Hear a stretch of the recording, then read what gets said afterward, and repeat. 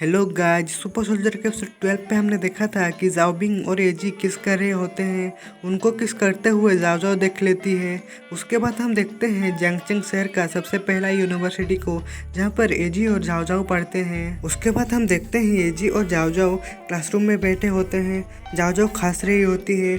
जाओ जाओ को खांसते हुए देख एजी वहाँ पर आती है और पूछती है, क्या हुआ, तुम ठीक हो ना, तुम्हारा तबीयत ठीक है ना। जाओ जाओ बोलती है, हाँ मैं ठीक हूँ, बस कल थोड़ा सा ठंड लग गई है। उसके बाद वो मन में सोचती है, ऐसे क्यों हुआ, एक रिलेशनशिप में ये क्यों है, कैसे हुआ ये। कल की बात सोच कर ये बहुत उसका तबीयत खराब हो रहा होता है। उसके बाद ये जी वहाँ पर जाओ जाओ के पास आ जाती है और जाओ जाओ के सर को पकड़ते हुए उसके सर पर लगा देती है और बोलती है, क्या तुमको थोड़ा सा गर्म महसूस हो रहा है। मेरी सुझाव है कि तुम कुछ दवा लेने के लिए क्लिनिक पर जाओ और आराम करो घर पर जाकर। जाओ जाओ बोलती है, कोई ज़रूरत नहीं, मैं ठीक हूँ। उन दोनों को देखकर क्लास के बच्चे बोल रहे होते हैं, वाह अब दोनों तो कितनी प्यारी जोड़ी बन गए हो, चलो एक दूसरे को पूछो। और एक बच्चा बोलता है, सुंदर लड़की और यजी उसका साथी जाओ जाओ एक असली जोड़ी बन गई।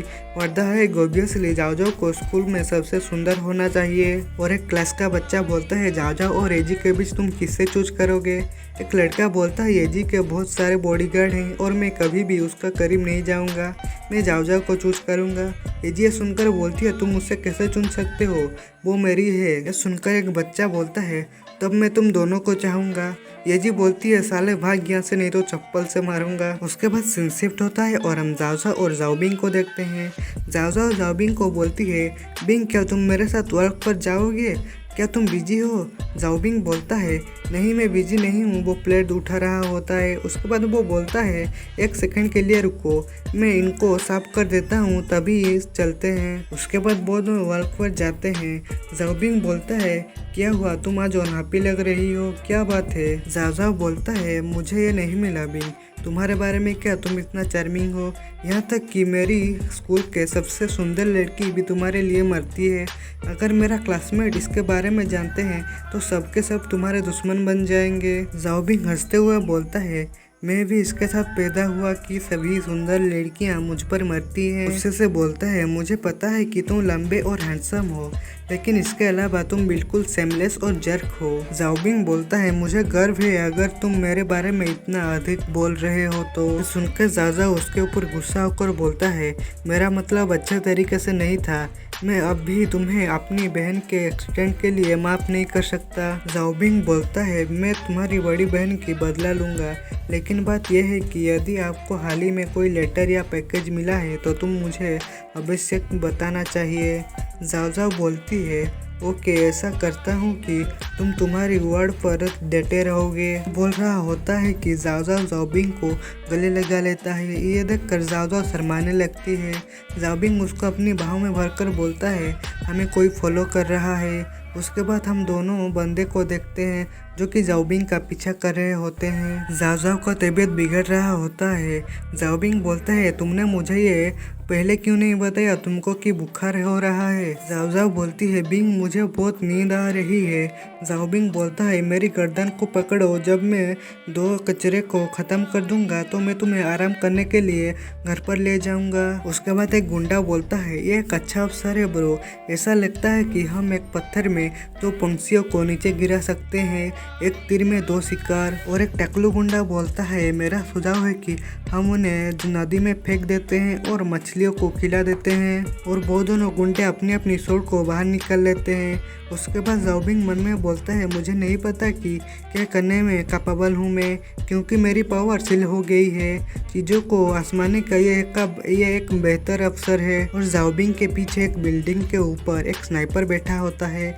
जाओबिंग को निशाना साध रहा होता है। वो स्नाइपर जैसे ही फायरिंग करता है तो जाओबिंग तुरंत ही उसका डॉज कर देता है। जाओबिंग डॉज करता है और बोलता है, ऐसा लगता है कि मैंने कॉन्सिल्ड के मिडिल स्टेज तक पूरी तरह से खराब कर दिया है। उसके बाद वो दोनों गुंडे तेजी से जाओबिंग के ऊपर अटैक कर देते हैं, लेकिन जाओबिंग उन दोनों की अटैक को डॉज कर लेता है और ऊपर स्नाइपर भी अटैक कर रहा होता है। वो दोनों गुंडे बोलते हैं, वो अपनी पीठ पर एक व्यक्ति को लेकर इतना स्पीड से हमारे हमले के ऊपर कैसे डॉज कर सकता है। इंटरेस्टिंग, चलो वो ट्रिक यूज करते हैं। उसके बाद एक गुंडा जाओबिंग के ऊपर अटैक करते हुए बोलता है चलो भी। वो गुंडा बोलता है लेट्स सी, क्या तुम इससे डॉज कर सकते हो। वो गुंडा जाओबिंग के ऊपर अपनी दोनों स्वॉर्ड को थ्रो कर देता है और वो गुंडा बोलता है उतर जाओ। जाओबिंग जैसे ही नीचे आ रहा होता है वो टकला गुंडा उसके ऊपर अटैक कर देता है। वो बोलता है मारो कमीने। जाओबिंग हवा में ही फ्लिप करता है और वो टकला गुंडा का अटैक कोडोस को देता है। वो टकला हैरान हो जाता है और बोलता है व्हाट द हेक। जाओबिंग उस टकले गुंडे के ऊपर अपना पैर से मारता है और उसका मुंडी जमीन में घिस जाता है। और जाओबिंग दूसरे गुंडे की स्वॉर्ड को पकड़ लेता है और वो स्नाइपर के ऊपर वो स्वॉर्ड थ्रो कर देता है और बोलता है तुम कितना कायर हो। वो स्वॉर्ड आकर वो स्नाइपर के गन पर लगता है। वो स्नाइपर बोलता है ये बहुत करीब था। उसके बाद वहाँ पर जाओबिंग की फ्रेंड बेई आता है और स्नाइपर के हेड पर मार देता है और वो गुंडा वहीं से मर जाता है। जाओबिंग नीचे से बोलता है मेरी हेल्प करो इसके साफ करने में बेई, प्लीज इन्वेस्टिगेट करो कि इस सब के पीछे में कौन है। जाओजाओ को मैं लेकर आराम करने के लिए उसके घर पर छोड़ आता हूँ। बे जाओबिंग को ओके बोलता है, सीन शिफ्ट होता है और हम जाओजाओ की हाउस को देखते हैं। रूम में जाओजाओ सो रही होती है और जाओबिंग अपने गाँव में बैंडेज बांध रहा होता है। जाओजाओ उसकी हाथ पकड़कर बोलती है बिंग क्या तुम ठीक हो, मुझे ठंड लग रही है, प्लीज मुझे कसकर गले लगाओ। जाओबिंग बोलता है ठीक है। उसके बाद वो जाओबिंग को अपने गले लगा लेता है। उसके बाद सीन शिफ्ट होता है और हम जूलिया की हाउस को देखते हैं। जूलिया जाओबिंग को फोन पर बोलता है हेलो मिस्टर जाओबिंग, मुझे माफ़ कर देना, मैं आपको इतनी रात में डिस्टर्ब किया है। आशा है कि मेरी कॉल ने आपकी रात बर्बाद नहीं है। जाओबिंग लाड टपकाते हुए बोलता है मिस जूलिया मैं आपकी कैसी हेल्प कर सकता हूँ। जूलिया बोलती है मैं क्या आप कृपया मेरे घर पर आ सकते हैं। जाओबिंग ये सुनकर उसका मुंह लाल हो जाता है और वो सोचता है देर रात में मैं और मिसेस जूलिया मीटिंग करेंगे, वो भी सीक्रेट इनविटेशन दिया है। उसके बाद जाओबिंग बोलता है यह उचित नहीं है, क्या आपको ऐसा नहीं लगता मिसेस। जूलिया बोलती है मुझे पता है कि इतनी देर में आपको इनवाइट करना पोलाइट नहीं है मिस्टर जाओ, लेकिन यह बहुत इम्पोर्टेंट है। आप उस दुकान को किराए पर लेना चाहते हैं जो मैं किराए पर लिया हूँ, है ना। मैं आपको वो दे सकता हूँ, लेकिन मुझे जमा के रूप में 1 लाख नकद चाहिए। मुझे अब इसकी बहुत आवश्यक है, कृपया आप आएंगे पर उस पैसे भी लेकर आना। जाओबिंग बोलता है ठीक है, मुझे अपना पता बताओ, मैं रास्ते पर हूँ। उसके बाद सीन शिफ्ट होता है और हम एक बिल्डिंग को देखते हैं। जाओबिंग जूलिया की डोर को नॉक करते हुए बोलता है मैं जाओबिंग हूँ। जूलिया डोर खोलकर बोलता है फाइनली आप यहाँ आ गए, आप क्यों झिझक रहे हैं, अंदर आइए। जाओबिंग उसकी छोटी ड्रेस देखकर बोलता है ये नाइट गाउन, क्या उन्होंने अभी अभी नहाया है। उसके बाद जाओबिंग अंदर आ जाता है। जूलिया बोलती है क्या आप कुछ कॉफ़ी लेना चाहेंगे। जाओबिंग बोलता है श्योर थैंक यू। उसके बाद जूलिया बोलती है मुझे आपको इतनी देर से परेशान करने के लिए माफ़ी चाहता हूँ, लेकिन मुझे पैसे की ज़रूरत है और ये एक इमरजेंसी है। जूलिया उसे एक कॉन्ट्रैक्ट पेपर देते हुए बोलती है ये दुकान के ट्रांसफ़र कॉन्ट्रैक्ट है, आप प्लीज़ अपना समय निकाल कर पढ़ें। जाओबिंग उस कॉन्ट्रैक्ट को ले लेता है और बोलता है क्या आप मुसीबत में हैं। जूलिया बोलती है वेल। उसके बाद उसका फ़ोन रिंग करता है और वो कॉल उठा लेती है और बोलती है हाँ ये मैं हूँ, मैं पैसे पर काम कर रहा हूँ और मैं जल्द ही तुम्हारे पैसे तुम्हारे पास ले जाऊँगा।